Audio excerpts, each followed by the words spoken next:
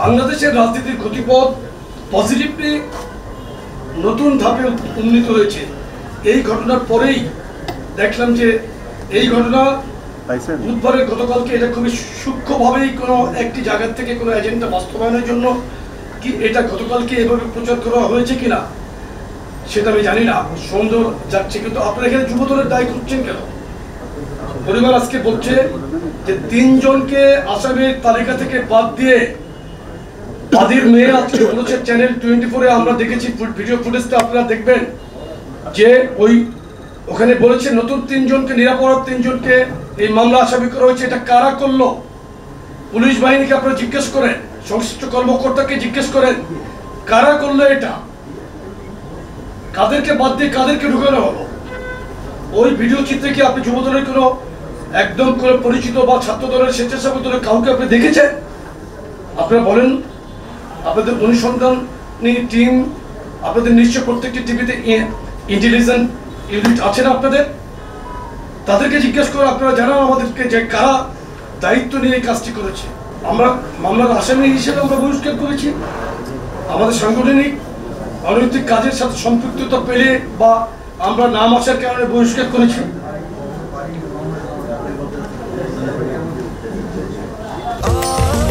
স্বাস্থ্যকর all time family cake, সব সময় অল টাইম হেলদি লাইফ। আমি আপনাকে বলেছি যে কারা আছে আপনারা এটা জানার চেষ্টা করেন।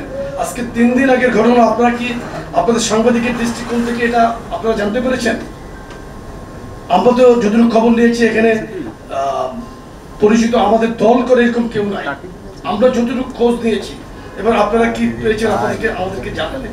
যারা আজকে এই মিটফুটের ঘটনা নিয়ে উস্কানিমূলক বক্তব্য দিচ্ছে, অত্যন্ত ঔদ্ধত্যের সাথে যারা কথা বলছে আমি তীব্র নিন্দা জানাই। যারা আমাদের শীর্ষ নেতার সম্পর্কে বাজে কথা বলছে আমি প্রতিবাদ জানাই।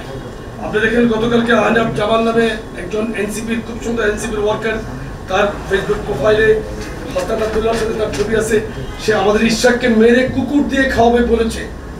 এটা কি একটা রাজনৈতিক কালচার? এটা কি সভ্যতা? এটা কি ভব্যতা?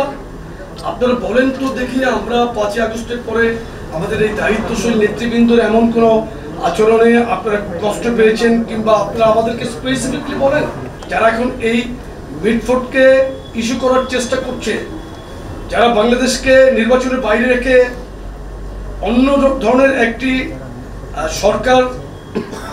সরকার মিশরের মুরসি টাইপ সরকার যারা আনার চেষ্টা করছে, তাদের মোটিভ আপনাদেরকে বুঝতে হবে।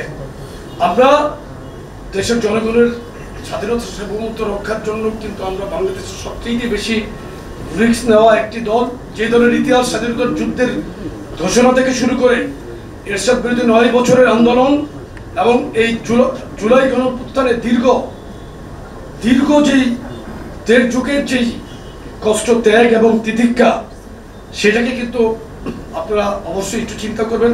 আর একটি কথা দেখেন, আমরা খুব মর্মাহত, আমরা প্রত্যেকেই এখানে মর্মাহত, কিন্তু যারা অনেক বেশি বলছেন তারা কিন্তু